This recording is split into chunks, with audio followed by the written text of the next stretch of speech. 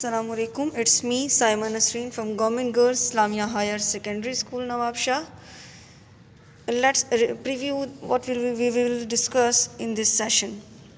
Matter and its properties, electricity, stress and strain, Hooke's law, pressure, atmospheric pressure and barometer, Medberg hemisphere experiment, Pascal's law, Archimedes principle, kinetic molecular theory, surface tension and viscosity. आज के इस session में हम लोग इन तमाम topics के बारे में पढ़ेंगे।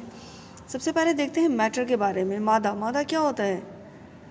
आप लोगों ने पिछली क्लासेस में पढ़ा हुआ है, हर वो चीज़ जो जगह घेरती है और वज़न रखती है मादा कहलाती है।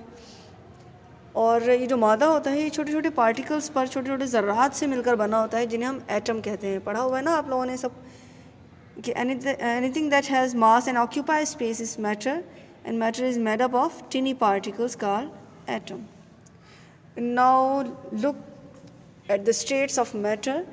मादे की हालतें कौन सी होती हैं? नॉर्मली हम लोग 3 हालतों के बारे में पढ़ते हैं। हमारी टेक्स्ट बुक में लिखा होता है ठोस, माया और गैस के बारे में। आज हम लोग अपनी इस प्रेजेंटेशन में, इस सेशन में एक और नई स्टेट के बारे में पढ़ेंगे। एक्चुअली ये नई नहीं है, इसको डिस्कवर हुए 15 से 20 साल हो चुके हैं, लेकिन आज तक पाकिस्तान की टेक्स्ट बुक्स में ये ऐड नहीं हुआ। लेकिन हम लोग इसका एक रिव्यू ज़रूर करेंगे ताकि आपको मालूम तो हो। देखिए लिखा है हमने कि major states of matter are solid, liquid and gas. ठीक है ना, 3 हालतें होती हैं। Solid is the most abundant state of matter around us, और ज़मीन पर सबसे ज़्यादा जो पाई जाती है मादे की हालत वो ठोस होती है। The fourth one is plasma. देखिए आज हम इसके बारे में पढ़ रहे हैं। The fourth one is plasma. It is formed by providing heat to the gas. देखिए 3 हालतें होती हैं। जब ठंडी होती है मैटर, जब ठंडी हालत में होता है, कोल्ड उसमें होता है कंडीशन में, तो वो सॉलिड हो जाता है, जैसे बर्फ़ आपने देखी होगी। जब उसको थोड़ा सा हीट किया जाता है, उसको थोड़ी सी जब गर्मी मिलती है तो वो लिक्विफाई हो जाता है। ठीक है ना, पानी माया की शक्ल में आ जाता है, जिसे हम पानी कहते हैं। 2 स्टेट्स हो गई हैं, सॉलिड और लिक्विड। अब अगर उसको हम मज़ीद हीट अप करते हैं, आपने देखा होगा जब पानी को हम बॉयल करते हैं तो उसके वेपर्स होते हैं, उसके कुछ बुखारात होते हैं जो हवा में हमें उड़ते नज़र आते हैं। हम कहते हैं कि अब ये गैस है, भाप कहते हैं इसे नॉर्मली हम लोग। यानी बर्फ़ है, पानी है और फिर गैस यानी भाप के ज़रिए ऊपर उड़ रहा है पानी। अब एक और सिचुएशन, एक और कंडीशन कौन सी है, एक और स्टेट कौन सी है, वो है प्लाज्मा। जब इन्हीं गैस पार्टिकल्स को बहुत ज़्यादा हीट अप कर दिया जाता है तो फिर यही पार्टिकल्स आयोनाइज्ड गैस बन जाते हैं, जिन्हें हम प्लाज्मा कहते हैं। मॉलिक्यूल्स हैं, अगर ठंडे हैं तो ठोस हैं, अगर थोड़े गर्म हो जाते हैं तो माया है। इन्हें अगर हमने मज़ीद हीट अप किया तो गैस, और अगर इसे हमने बहुत ज़्यादा हीट अप कर दिया है तो फिर क्या होता है, इसके जो पार्टिकल्स हैं अब वो गैस नहीं कहलाते बल्कि अब वो प्लाज्मा बन जाते हैं। देखते हैं इनकी प्रॉपर्टीज़ क्या हैं। सॉलिड की प्रॉपर्टीज़ आपको मालूम है, सॉलिड जो होता है वो डेफिनाइट शेप होती है, उसकी मखसूस शक्ल होती है और वो मखसूस हजम रखती है, यानी मखसूस एक एरिया घेरती है। जैसे आपके सामने देखिए एग्जांपल्स लिखी हैं। पेंसिल है, हार्ड शेप में होती है। आपके सामने देखिए कार है, एप्पल है, चेयर्स हैं, ये सारी चीज़ें क्या है, हार्डर शेप में पाई जाती हैं। इन्हें हम सॉलिड्स कहते हैं, इन्हें हम ठोस कहते हैं।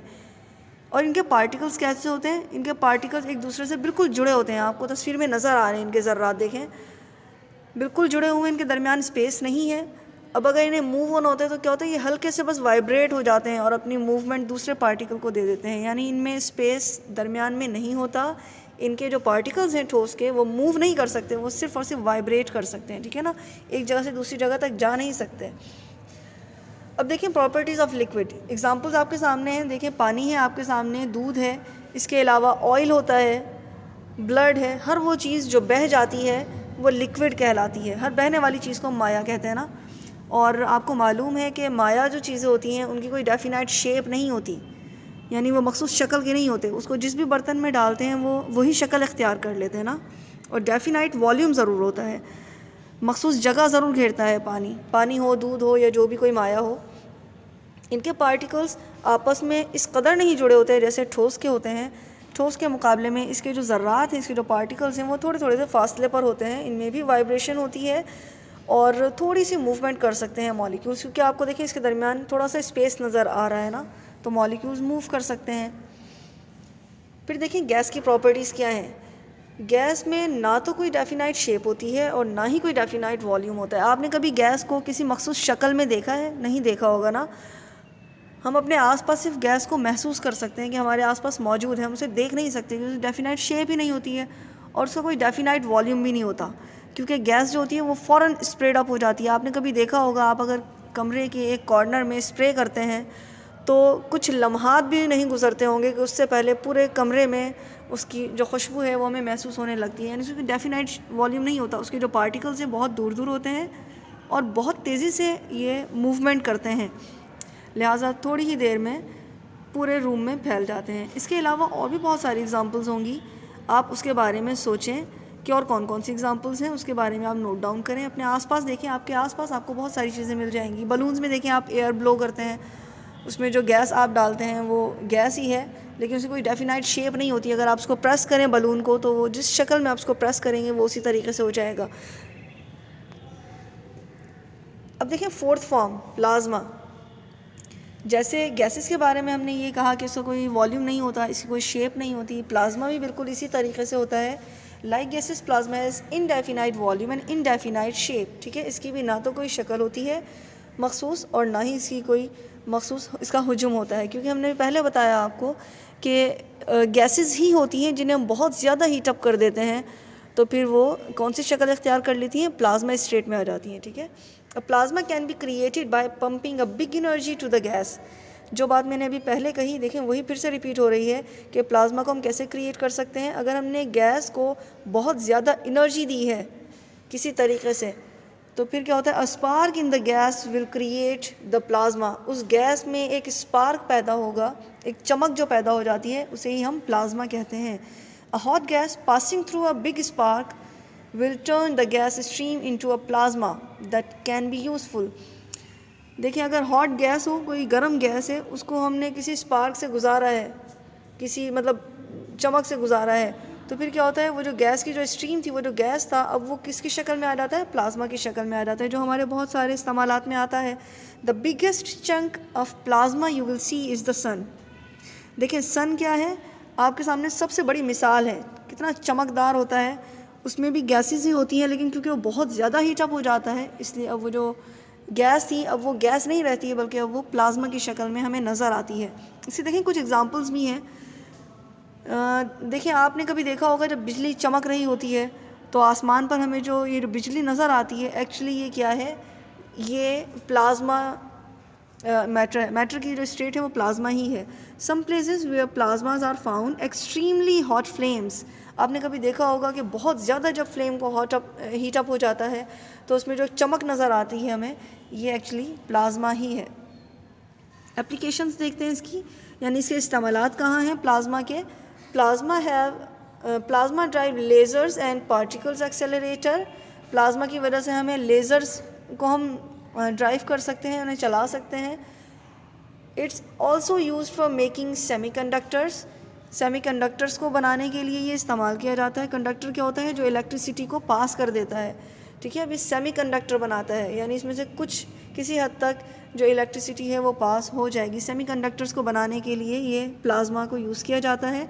Plasma lights up our homes, makes our computers and electronic equipments. Plasma की ही वजह से हमारे घर रोशन होते हैं और कंप्यूटर की जो इक्विपमेंट्स हैं, जो इलेक्ट्रॉनिक इक्विपमेंट्स हैं, वो सब भी प्लाज्मा की ही वजह से बनती हैं। इसके अलावा और भी बहुत सारे इस्तेमालात हैं। आप नेट पर सर्च करें और दूसरे रिसोर्सेज यूज़ किया करें। देखिए, स्ट्रेस एंड स्ट्रेन, इसके अलावा यहाँ पर इलास्टिसिटी भी है। इलास्टिसिटी का आपको पता है कि इसे हम लचक कहते हैं। A phenomena in which a material body comes back to its original shape after removal of deforming force is called elasticity. Elasticity या लचक हम किसे कहते हैं? अगर हमने किसी जिस्म पर कोई कुव्वत लगाई और कुव्वत लगा कर उसे छोड़ दिया, अब क्या होता है? जिस जिस्म को हमने स्ट्रेच किया था, उसे जिस पर हमने कुव्वत लगाई थी, उस जिस्म को अगर हमने छोड़ दिया तो वो वापस अगर अपनी असली हालत में आ जाता है तो फिर हम कहते हैं कि इस जिस्म में इलास्टिसिटी है, इस जिस्म में लचक है। एग्जांपल इसकी देखिए, रबर होता है, रबर बैंड है या स्प्रिंग हो सकता है। अगर हम उन्हें खींचते हैं अपनी तरफ, अगर हम अपनी एक्सटर्नल फोर्स उस पर लगाते हैं तो क्या होता है, जैसे हमने फोर्स लगाना बंद की वो वापस अपनी ओरिजिनल शेप पर आ जाता है, ओरिजिनल प्लेस पर आ जाता है। ये इलास्टिसिटी यानी लचक की ही वजह से होता है। फिर देखें stress, the internal force arising from the deformation इस कॉल्ड स्ट्रेस।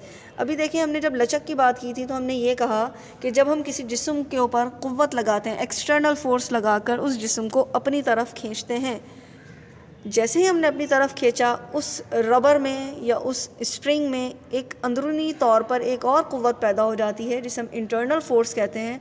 वो क़ुव्वत क्या करती है, जैसे ही हमने फ़ोर्स लगाना छोड़ा उस क़ुव्वत की वजह से वो जो जिस्म था वो दोबारा अपनी असली पोजीशन पर आ जाता है।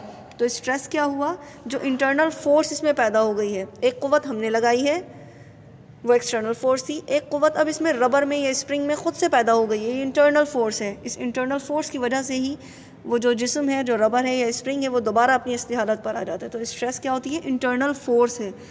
और होती किस वजह से, जब हम किसी जिस्म को डीफॉर्म करते हैं, जब हम किसी जिस्म की शक्ल को तब्दील करने की कोशिश करते हैं, उसे खींचते हैं, तो फिर क्या होता है, दोबारा जब असली हालत में आती है तो वो इंटरनल फोर्स की वजह से आती है जिसे हम स्ट्रेस कहते हैं। इलास्टिसिटी में हमने जिक्र किया एक्सटर्नल फोर्स का जो हम लगाते हैं, स्ट्रेस में हमने जिक्र किया इंटरनल फोर्स का जो हमारी एक्सटर्नल फोर्स लगाने के बाद जिस्म में पैदा हो जाती है इंटरनल फोर्स। अब देखते हैं स्ट्रेन क्या है। स्ट्रेन है एक्चुअली चेंज इन शेप, शक्ल में जो तब्दीली हो गई है। अब एक रबर था या एक स्प्रिंग था जिसे हम बार बार स्ट्रेच करते रहे, जिस पर हम बार बार अपनी एक्सटर्नल फोर्स लगाते रहे और फिर उसकी इंटरनल फोर्स की वजह से वो बार बार दोबारा back to its original shape होता रहा। उसकी वजह से अब जो फ़र्क आ जाता है ना लेंथ में, आपने कभी देखा होगा इलास्टिक या स्प्रिंग को हम बार बार जब खींचते हैं तो क्या होता है, उसका साइज़ थोड़ा सा बढ़ जाता है। अब जो ये साइज़ बढ़ गया है ना, एक तो ओरिजिनल साइज़ था उसको छोड़ दें, इसके अलावा अब जितना इसकी लेंथ इंक्रीज़ हुई है बार बार खींचने से, जो भी इसका वॉल्यूम बढ़ा है, इसकी शेप में जो भी तब्दीली आई है, उसे हम कहते हैं स्ट्रेन है। ठीक है, the change in shape, volume और length of an object due to stress. ठीक है, ये जो इंटरनल फोर्स, एक क़ुव्वत हमने लगाई, एक क़ुव्वत रबर ने ख़ुद लगाई इंटरनल, जिसे हम स्ट्रेस कह रहे हैं, इसकी वजह से अब जो तब्दीली आ जाती है रबर में या इलास्टिक में, उसे हम क्या कहते हैं, स्ट्रेन। इसकी और भी बहुत सारी एग्जांपल्स होंगी, अपने आसपास तलाश करें, देखें, रियल लाइफ एग्जांपल्स तलाश किया करें अपने आसपास। ठीक है, मज़ीद आप इसकी एग्जांपल्स सोचेंगे और फिर उसको लिस्ट करना है, अपनी कॉपी पे राइट डाउन करना है। फिर देखते हैं हुक्स लॉ। हुक्स लॉ क्या है, वही स्ट्रेस और स्ट्रेन और इलास्टिसिटी, इन तीनों चीज़ों को ही देखते हुए हुक्स लॉ इन्वेंट हुआ था। The concept of Hooke's law is that the amount of force applied to a spring or elastic object is proportion to the amount of deformation. Hooke's law क्या कहता है, अगर किसी जिस्म पर हमने क़ुव्वत लगाई है, अब वो जो जिस्म है वो कोई इलास्टिक ऑब्जेक्ट हो सकता है, रबर हो सकता है, स्प्रिंग हो सकता है, तो कह रहे हैं कि जितनी ज़्यादा हमने क़ुव्वत लगाई है उसमें इतनी ही डिफॉर्मेशन होगी। डिफॉर्मेशन का मतलब उसके लेंथ में फ़र्क आ जाना, ठीक है, उसके साइज़ में फ़र्क आ जाना।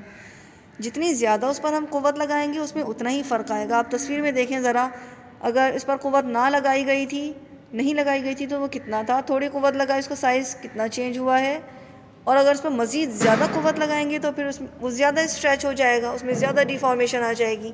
The greater the force applied to an elastic object the more deformation. ठीक है, जितनी ज़्यादा क़ुव्वत लगाएंगे उतना ही ज़्यादा डिफॉर्म हो जाएगा वो जिस्म। With less force applied there will be less deformation in the spring. ठीक है ना, अगर कम फोर्स लगाएंगे तो उसमें डिफॉर्मेशन कम होगी। डिफॉर्मेशन का मतलब है उसकी शक्ल चेंज हो जाना, पहले वो साइज़ में थोड़ा छोटा था, अब कुछ बढ़ गया है, अगर ज़्यादा क़ुव्वत लगाएंगे तो ज़्यादा बड़ा हो जाएगा। ठीक है जी, अब देखते हैं प्रेशर यानी दबाव। दबाव क्या होता है, pressure is the effect of force which depends on the surface area on which the force is applied. किसी भी सतह पर हम अगर फोर्स लगा रहे हैं, हम अपनी क़ुव्वत लगा रहे हैं, तो वो डिपेंड उस पर ही करता है कि आपने कितने ज़्यादा एरिए पर फोर्स लगाई है।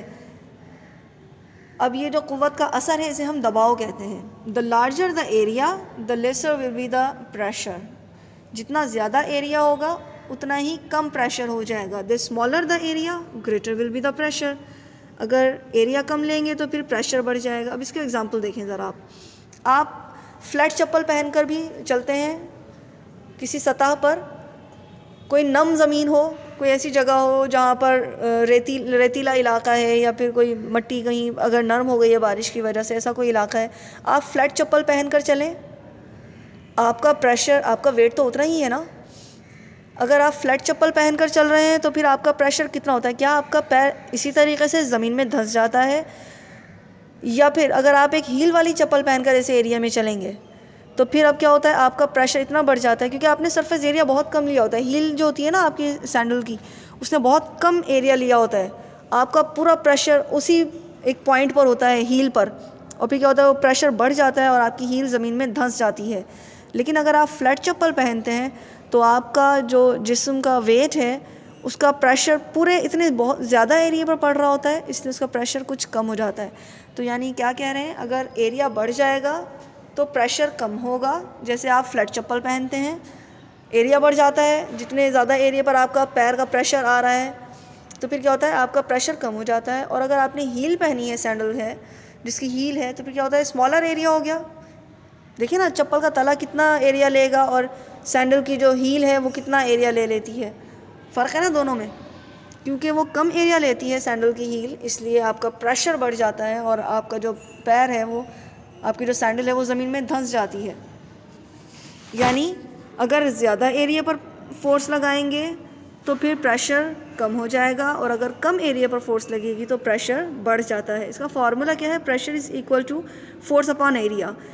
एरिया कितना है डिपेंड इस चीज़ पर करता है और फिर आपने कितनी फ़ोर्स लगाई। अगर फोर्स ज़्यादा होगी तो प्रेशर भी ज़्यादा होगा, और एरिया ज़्यादा है तो प्रेशर कम हो जाएगा। ये इसके रेसिप्रोकल है, ठीक है ना। एरिया बढ़ा देंगे प्रेशर कम हो जाएगा, अगर एरिया कम कर देंगे तो प्रेशर ज़्यादा हो जाएगा। इसकी यूनिट क्या है, न्यूटन पर मीटर स्क्वायर, इसे हम पास्कल भी कहते हैं। फिर देखते हैं एटमॉस्फेरिक प्रेशर। एक तो वो प्रेशर है जो मेरे अपनी बॉडी का है, मेरा वेट है, हम चल रहे हैं तो हमारा प्रेशर महसूस हो रहा है, ठीक है ना, ज़मीन पर। एक वो प्रेशर है जो हमारे अपने आसपास हर वक्त होता है, जिसे हम फ़िज़ाई दबाव कहते हैं, atmospheric pressure. The pressure exerted by the wait of the atmosphere on the surface of the earth is called atmospheric pressure. देखिए, हमारी जो ज़मीन है ना, उसको फ़िज़ा, हमारी ज़मीन को फ़िज़ा ने इस तरीके से कवर किया हुआ है जैसे कोई कंबल ओढ़ लेते हैं हम। फ़िज़ाई दबाव की वजह से हमारी ज़मीन पूरी एक लपेट में आई हुई है। हर वक्त हर शख्स पर कुछ ना कुछ फ़िज़ाई दबाव रहता है, और इस फ़िज़ाई दबाव को नापने के लिए एक आला इस्तेमाल किया जाता है जिसे हम लोग बैरोमीटर कहते हैं। आपने कभी देखा होगा, आपको अगर बुखार हो गया, आप डॉक्टर के पास जाते हैं तो डॉक्टर किस चीज़ से मेज़र करता है, थर्मोमीटर से चेक करता है, ठीक है ना, कि आपको कितना बुखार है, यानी टेम्परेचर चेक करने के लिए थर्मोमीटर।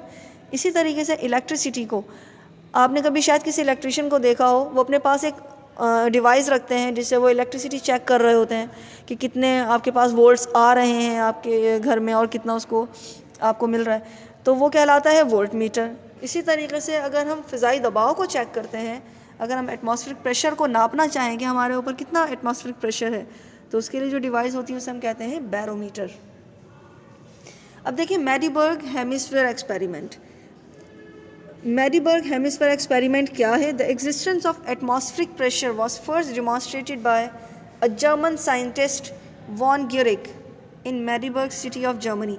जर्मनी का एक शहर है मेडीबर्ग, वहाँ का एक जर्मन साइंटिस्ट था वॉन ग्यूरिक, उसने सबसे पहले एटमॉस्फेरिक प्रेशर को डिमॉन्स्ट्रेट करके दिखाया था।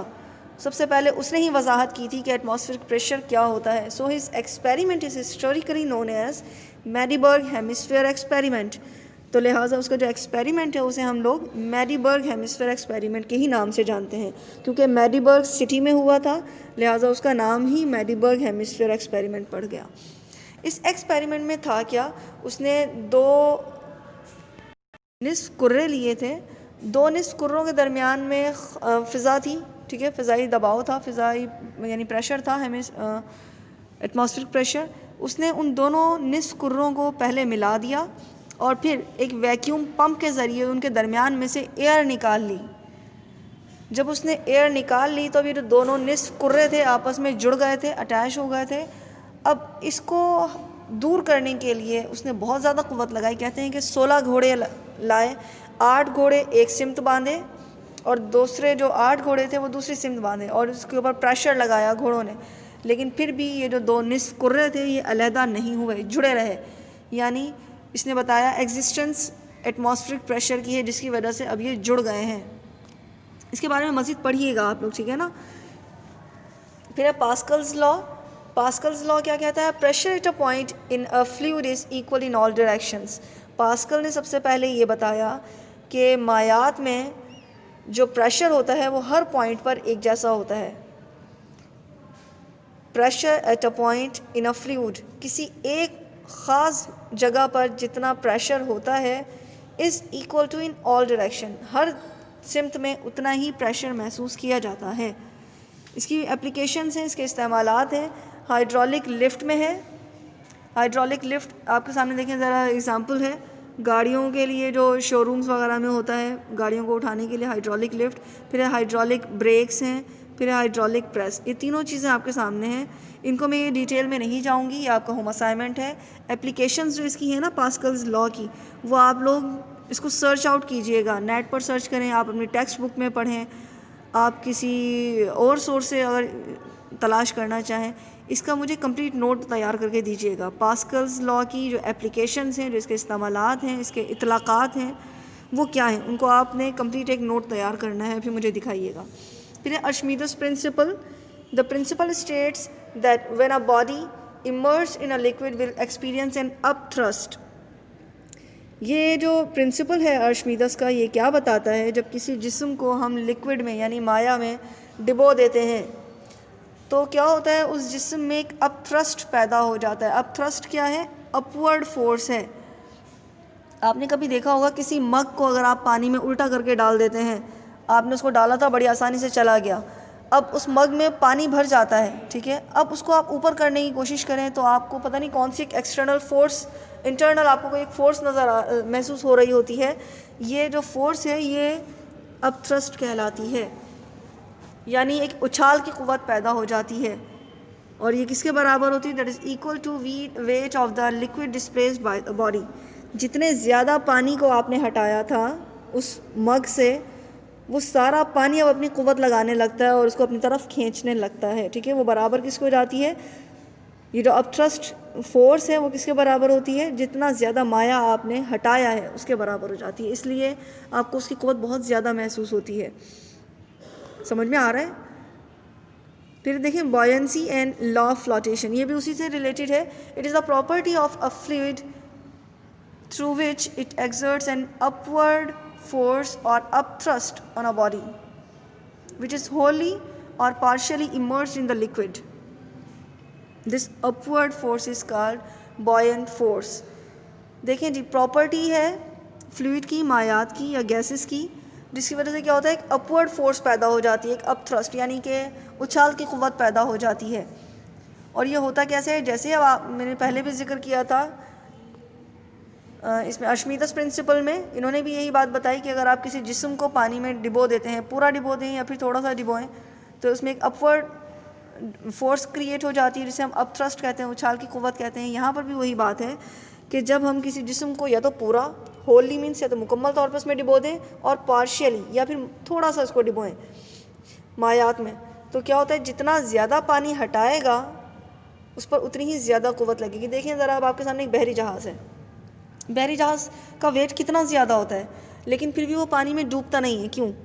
इसीलिए क्योंकि बहरी जहाज़ क्या करता है, जब पानी में उतरता है तो फिर कुछ पानी हटाता है, अपने लिए रास्ता बनाता है ना, अपने लिए जगह बनाता है। जितना ज़्यादा पानी हटाता है वो जितना भी पानी हटाया था ना, वो सारा का सारा पानी अब उस पर अपनी क़ुव्वत लगाने लगता है अपवर्ड डायरेक्शन में, ठीक है। उसको उछालने लगता है, ये उछाल की क़ुव्वत है। एक तो वेट है बहरी जहाज़ का जो नीचे की तरफ एक्ट कर रहा है, दूसरी कौन सी क़ुव्वत है?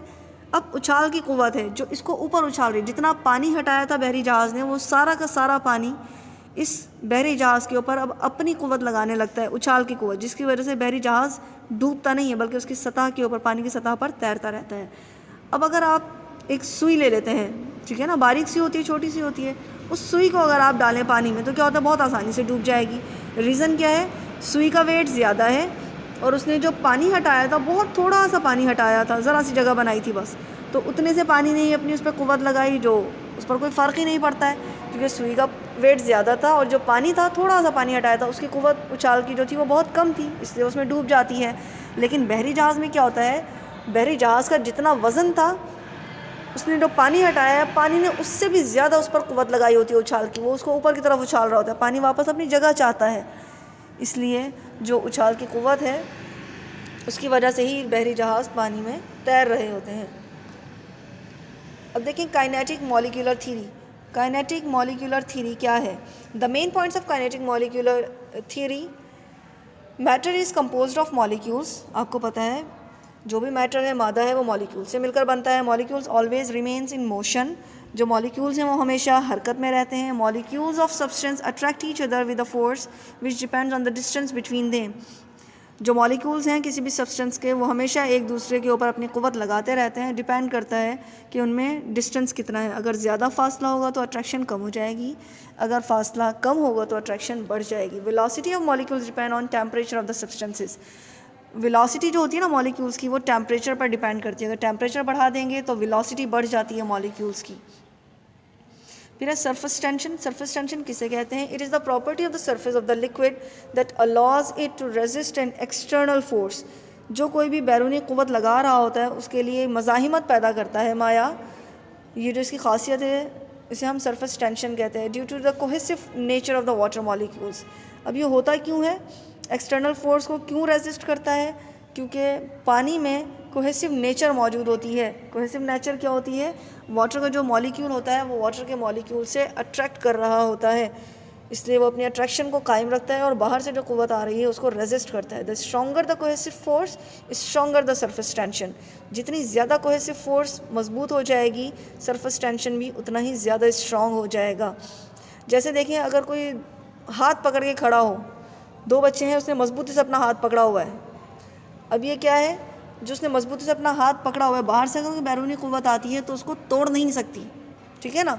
बिल्कुल इसी तरीके से मॉलिक्यूल्स भी होते हैं, एक दूसरे से जुड़े हुए हैं, उनके दरमियान एक अट्रैक्शन है, एक क्योंकि वाटर की जो मैंने अभी आपको बताया नेचर है, कोहेसिव नेचर, उसकी वजह से वो मॉलिक्यूल्स दूसरे मॉलिक्यूल से बहुत ज़्यादा अट्रैक्टेड होते हैं, एक दूसरे को ग्रिप किए हुए होते हैं। तो इसकी वजह से जो सतह होती है उसको हम सरफेस टेंशन कहते हैं, एक तनाव आ जाता है उसकी सरफेस पर। ऐसा यूनिट क्या है सरफेस टेंशन का? न्यूटन पर मीटर है। एडहेशन एंड कोहेशन का आपको कॉन्सेप्ट बताते हैं कि adhesion and cohesion are the two important properties of water. Water की ही पानी की दो खसूसियात हैं, एडहेशन एंड कोहेशन। अगर वाटर मॉलिक्यूल से अट्रैक्ट हो रहा हो तो कोहेशन। देखें ज़रा तस्वीर में, दोनों ब्लू कलर के आपको नज़र आ रहे हैं, ये वाटर मॉलिक्यूल्स हैं, इनके दरमियान जो अट्रैक्शन है वो कोहेशन है। अगर पानी का कतरा पानी के ही कतरे के साथ अट्रैक्शन कर रहा है तो कोहेशन है। फिर नीचे वाली में देखें, एक ब्लू है और एक ग्रीन है। जो ब्लू है समझें कि ये पानी को ही हमने सिंबलाइज़ किया है, और जो ग्रीन है इट मीन्स कोई और सब्सटेंस है। अगर पानी की अट्रैक्शन किसी और सब्सटेंस के साथ हो तो एडहेशन, अगर पानी की अट्रैक्शन पानी के ही साथ होगी तो कोहेशन है, ठीक है जी। Water molecules are attracted to water molecules means cohesion, water molecules are attracted to other substance means adhesion. Now what is viscosity? सोचिए ज़रा, आपने कभी देखा है विस्कोसिटी क्या होती है? विस्कोसिटी गाढ़ेपन को कहते हैं। पानी देखा है कभी और शहद देखा है? दोनों में कौन सी चीज़ गाढ़ी होती है? शहद होता है ना। इट मीन्स शहद में विस्कोसिटी है, गाढ़ापन है। देखिए क्या होता है ये। डेफिनेशन कहती है viscosity describes a fluid resistance to flow. Viscosity क्या बताती है? किसी भी माया में बहने की सलाहियत को जो रोकती है चीज़, वो विस्कोसिटी कहलाती है। एग्जाम्पल देखें, honey has a higher viscosity than water. Honey यानी शहद में ज़्यादा विस्कोसिटी होती है ना पानी के मुकाबले में। पानी को भी गिराएं एक जगह पर और साथ ही शहद को भी गिरा दें, पानी गिरने के बाद बहकर भी दूर तक चला जाएगा, जबकि शहद जो है वो इतनी जल्दी नहीं बहेगा। ये विस्कोसिटी की वजह से होता है, ठीक है। ऐसा यूनिट क्या है? The SI unit of viscosity is newton second per square metre, also frequently expressed in the pascal second. इसे हम पास्कल सेकेंड भी कहते हैं और newton second per square metre भी कहते हैं। अब आपके पास देखें ज़रा होम असाइनमेंट है। आपने जो आपके सामने 5 क्वेश्चंस लिखे हुए हैं, आपने इन 5 क्वेश्चंस को रेस्पॉन्ड करना है। सबसे पहले आपने डिफ़ाइन करना है इन टर्म्स को अपनी ही लैंग्वेज में, यानी कि आप ख़ुद अपने वर्ड्स में कीजिएगा, कॉपी मत कीजिएगा। कोशिश करें कि अपने अल्फाज इस्तेमाल करें। स्ट्रेस है, स्ट्रेन है, विस्कोसिटी है, बॉयंसी है, प्रेशर है, एटमॉस्फेरिक प्रेशर है, बैरोमीटर है, और साथ में फिर इन सब की आपने एसआई यूनिट्स भी लिखनी है। फिर क्वेश्चन नंबर 2 है explain Hooke's law and its application in daily life. Hooke's law को आपने एक्सप्लेन करना है। कुछ आपने इस सेशन में देखा है, कुछ टेक्स्ट बुक में होगा, कुछ नेट से सर्च करें, कुछ अपने आसपास लोगों से, अगर कोई आपके पास ऐसे शख्स हैं जो आपकी हेल्प कर सकते हैं, आपको गाइड कर सकते हैं, उनसे डिस्कस करें और डेली लाइफ में इनकी जो एप्लीकेशंस हैं वो लिखिएगा। Discuss the Pascal's law and its application in detail. Pascal's law के बारे में भी डिस्कस करें और इसकी एप्लीकेशंस जो हैं वो डिटेल से लिखिए। मैंने आपको थोड़ी देर पहले भी बताया था इस सेशन के दौरान कि ये आपने ख़ुद ने करना है। What is the Archimedes principle. Archimedes principle क्या है उसके बारे में आपने लिखना है। उसकी भी एप्लीकेशन देखिएगा डेली लाइफ में। मैंने आपको कुछ एग्जांपल्स बताई हैं, इसके अलावा और तलाश कीजिएगा, देखिएगा। How kinetic molecular theory of matter helps in our daily life. अब देखें काइनेटिक मॉलिक्यूलर थ्योरी हमने आपको बताई क्या होती है। अब आपने क्या लिखना है कि ये हमारी डेली लाइफ में कैसे हेल्प करता है। एक्सप्लेन इट विद एग्जांपल्स, ठीक है। इसको एग्जांपल्स के साथ डिस्कस करें। अब अगर आपको कोई क्वेश्चन हो, कोई क्वेरी हो तो आप हमें व्हाट्सअप कर सकते हैं। And thank you so much. अपना बहुत ख्याल रखिएगा। अल्लाह।